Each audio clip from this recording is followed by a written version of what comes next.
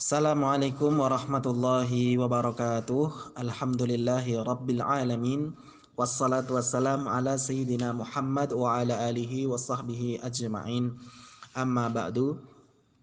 Jamaah Majelis Ta'lim Tajul Waqar Kauman yang dirahmati Allah Subhanahu wa taala. Kaum muslimin, kaum muslimat, ikhwah fillah dimanapun berada yang menyimak rekaman ini, semoga selalu dalam lindungan Allah Subhanahu wa taala. Alhamdulillah, kita selalu bersyukur kepada Allah. Kita juga bersolawat kepada Rasulullah.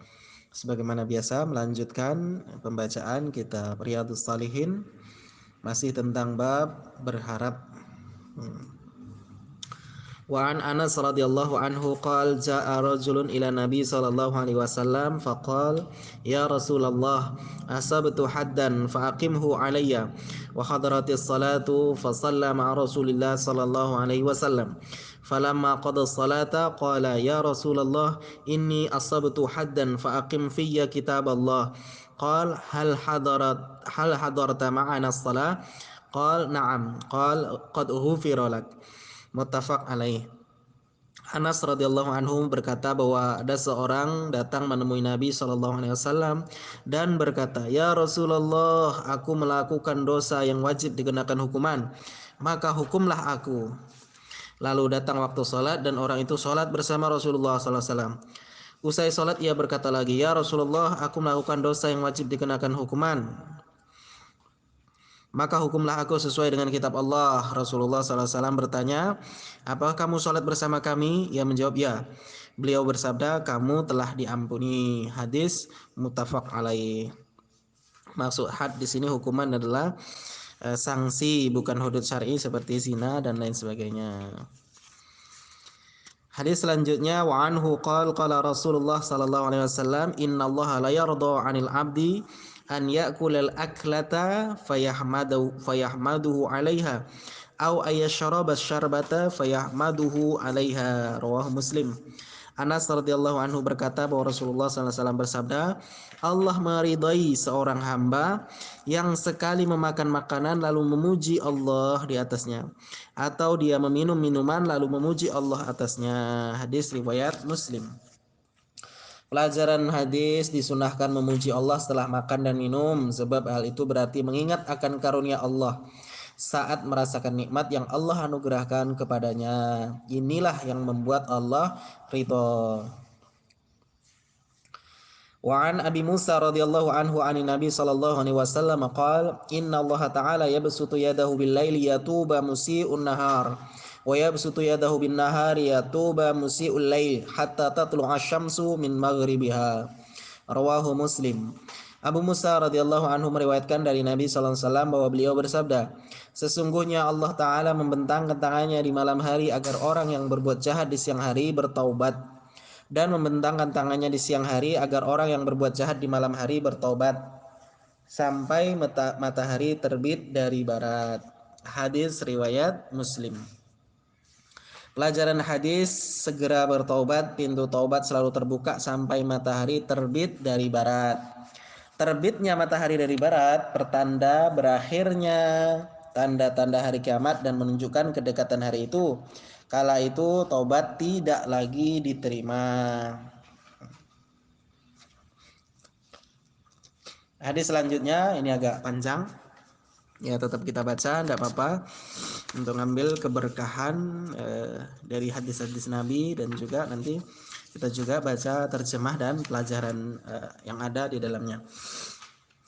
Wa an Abi Najih Amr bin Abasah bi fathil ain wal ba as-Sulami radhiyallahu anhu qala kuntu wa ana fil jahiliyah adhunu anna nasa ala dalalah wa annahum laysu ala syai'in wa hum ya'buduna al-awthan fasami'tu bi rajulin bi Makkah yukhbiru akhbaran faqa'adtu ala rahilati faqadimtu alayhi fa idza Rasulullah sallallahu alaihi wasallam mustakhfiyan jura'u alaihi qaumuh fatalattaftu hatta dakhaltu alaihi bi Makkah faqultu lahu ma anta qala ana nabi qultu wa ma nabi qala arsalani Allah qultu wa bi ayyi syai'in arsalak qala arsalani bi silatil arham wa kasril awthan wa an yuwahhadallahu la yushriku bihi syai'un qultu faman ma'aka ala hadha qala hurrun wa 'abdun wa ma'ahu yawma idzin Abu Bakar wa Bilal radhiyallahu anhuma qultu inni muttabi'uka qala innaka lan tastati'a dzalika yawmaka hadza ala tara hali wa halan nas walakin irji ila ahlika fa idza sami'ta bi dhahartu fa'tini qal fasahabtu ila ahli wa qadima Rasulullah sallallahu alaihi wasallam al Madinah wa kuntu fi ahli faja'altu atakhabbaru al akhbar was'alun nas khina qadima al Madinah hatta qadima nafarun min ahli al Madinah faqultu ma fa'ala hadha ar-rajul alladhi qadima al Madinah faqalu an-nasu ilayhi sira'un wa qad arada qaumuhu qatlahu falam yastati'una dhalik faqadimtu al-Madinah fadakhaltu alayhi faqultu ya Rasulullah ata'rifuni qala na'am anta alladhi laqitani bi Makkah qala faqultu ya Rasulullah akhbirni amma 'allamaka Allah wa ajhaluhu akhbirni 'anis salah qala salli salatus subh thumma qsur 'anis salah hatta tartafi asy-syamsu qida rumhin fa innaha tatlu'u hina tatlu'u baina qarnay syaitan wa hina idzin yasjudu lahal kuffar thumma salli fa inna as-salata mashhudatun mahduratun hatta yastaqilla dhillu birrumh thumma qsur 'anis salah fa innahu hina idzin tusjaru jahannam fa idza aqbala al-fay'u fa salli fa inna as-salata mashhudatun mahduratun hatta tusalli al-'asra ثم قصر عن الصلاة حتى تغرب الشمس فإنها تغرب بين قرني الشيطان وحينئذ يسجد لها الكفار قال فقلت يا نبي الله فالوضوء حدثني عنه فقال ما منكم رجل يقرب وضوءه فيتمضمض فيستنثر إلا خرت خطايا وجهه وفيه وخياشيمه ثم إذا غسل وجهه كما أمره الله إلا خرت خطايا وجهه من أطراف لحيته مع الماء ثم يغسل يديه إلى المرفقين إلا خرت خطايا يديه من أنامله مع الماء ثم يمسح رأسه إلا خرت خطايا رأسه من أطراف الشعرة من شعره مع الماء ثم يغسل قدميه إلى الكعبين إلا خرت خطايا رجليه من أنامله مع الماء فإن هو قام فصلى فحمد الله وأثنى عليه ومجده بالذي هو لها أهل وفرغ قلبه لله تعالى إلا انصرف من خطيئته كهيئة يوم ولدته أمه فحدث عمرو بن عبثة بهذا الحديث أبا أمامة صاحب رسول الله صلى الله عليه وسلم فقال له أبو أمامة يا عمرو بن عبثة انظر ما تقول في مقام واحد يعطى هذا الرجل فقال عمرو يا أبا أمامة لقد كبرت سني ورقى عظمي واقترب أجلي وما بي حاجة أن أكذب على الله ولا على رسول الله صلى الله عليه وسلم لو لم أسمع من رسول الله صلى الله عليه وسلم إلا مرة أو مرتين أو ثلاثة حتى عد 7 مرات ما حدثت أبدا به ولكني سمعته أكثر من ذلك رواه مسلم. Ya, hadisnya panjang. Kita dengarkan terjemahnya. Abu Najih Amr bin Abasah As-Sulami radhiyallahu anhu berkata, pada saat masih jahiliyah aku mencari bahwa semua orang tersesat. Sama sekali mereka tidak ada gunanya karena mereka menyembah berhala. Sampai akhirnya aku mendengar seorang dari Mekah yang menyampaikan berita. Aku pun berangkat mengendarai hewan tungganganku dan datang kepadanya. Ternyata dia utusan Allah yang sembunyi-sembunyi dan kaumnya sangat lancang kepadanya. Aku kasihan kepadanya dan aku masuk Mekah menemuinya. Aku katakan kepadanya, ada apa dengan dirimu? Ia menjawab, aku seorang nabi. Aku bertanya, apa nabi itu? Ia menjawab, Allah mengutusku. Aku bertanya, untuk apa dia mengutusmu? Ia menjawab, aku diutus untuk menyambung hubungan kekerabatan, mematahkan berhala-berhala, dan agar Allah diesakan serta tidak disekutukan dengan sesuatu pun. Aku bertanya lagi, siapakah yang bersamamu dalam hal ini? Ia menjawab, mulai dari orang merdeka hingga pelembut hati atau orang-orang budak.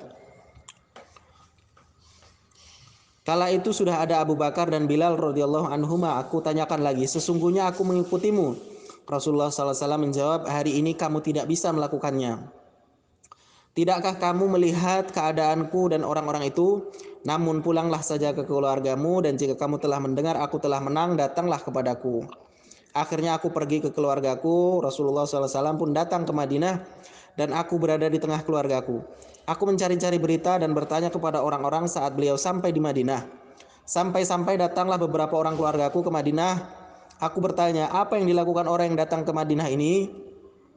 Mereka menjawab, orang-orang bergegas kepadanya, kaumnya ingin membunuhnya, namun mereka tidak bisa. Aku pun datang ke Madinah dan menemui beliau. Ya Rasulullah, apakah engkau masih mengenaliku? Beliau menjawab, ya, kamu orang yang menemuiku di Mekah. Aku katakan, ya Rasulullah, katakan kepadaku tentang apa yang Allah ajarkan kepadamu dan aku tidak mengetahuinya. Beritakan kepadaku tentang sholat. Beliau menjawab, bersabda, lakukanlah sholat subuh, setelah itu jangan lakukan sholat hingga matahari setinggi tombak. Sebab matahari itu terbit di antara dua tanduk setan, yang kala itu orang-orang kafir sujud kepada matahari itu. Kemudian sholatlah, sebab sholat ketika itu disaksikan dan dihadiri malaikat, sampai tombak sama dengan bayangannya. Kemudian jangan lakukan sholat, sebab ketika itu jahanam sedang dinyalakan. Ketika bayangannya telah datang, salatlah, sebab salat ketika itu disaksikan dan dihadiri malaikat. Sampai salat asar, lalu jangan lakukan salat sampai matahari terbenam, dan matahari ketika itu terbenam di antara dua tanduk setan, yang ketika itu ada pula orang kafir yang sujud kepadanya. Aku katakan, ya Rasulullah, adapun tentang berwudu ceritakan kepadaku. Beliau bersabda, tidaklah salah seorang di antara kalian mendekati air wudunya, hendaknya ia berkumur, memasukkan air ke lubang hidungnya lalu mengeluarkannya, kecuali kesalahan-kesalahannya berguguran dari wajahnya dan dari lubang hidungnya. Kemudian ketika ia membasuh mukanya sebagaimana diperintahkan oleh Allah, kesalahan-kesalahan mukanya berguguran dari ujung-ujung jenggotnya bersama air. Kemudian ia membasuh kedua tangannya hingga kedua sikunya. Kesalahan tangannya berguguran dari ujung-ujung jarinya bersama air. Kemudian ia mengusap kepalanya dan kesalahan-kesalahan kepalanya berguguran dari ujung rambutnya bersama air. Kemudian membasuh kedua kakinya dan kesalahan-kesalahan kakinya berguguran dari ujung-ujung jarinya bersama air. Lalu ketika ia salat dan muji, menyanjung dan juga memuja Allah dengan pujian yang layak untuknya, mengosongkan hatinya hanya untuk Allah. Setelah itu ia berpaling dari kesalahan-kesalahan sebagaimana ia baru dilahirkan ibunya. Kemudian Amr bin Abasa menceritakan hadis ini kepada Abu Umamah, sahabat Rasulullah SAW. Abu Umamah berkata kepadanya, ya Amr bin Abasah, lihatlah, hanya dalam satu perbuatan seseorang diberi demikian banyak. Amr berkata, ya Abu Umamah, usiaku telah lanjut, tulangku telah rapuh, dan ajalku telah dekat. Aku tidak mempunyai kepentingan untuk berdusta atas nama Allah Ta'ala dan atas nama Rasulullah SAW. Kalau saja aku tidak mendengarnya dari Rasulullah SAW selain hanya sekali, dua kali, atau tiga kali. Ia menyebutnya 7 kali. Tentu aku tidak akan menceritakannya sama sekali. Namun aku telah mendengarnya lebih banyak dari itu. Hadis riwayat Muslim. Pelajaran-pelajaran hadis, wejangan Rasulullah SAW kepada Abu Najih Amr bin Abasah agar kembali kepada kalangannya, keluarganya, dan dengan keislaman dan tinggal di sana karena khawatir mengalami siksaan dari orang-orang kafir Quraisy. Ini bisa menjadi keputusan yang bagus jika kaum muslimin dalam keadaan lemah. Optimisme Rasulullah SAW terhadap kemenangan dan kejayaan melawan orang-orang musyrik.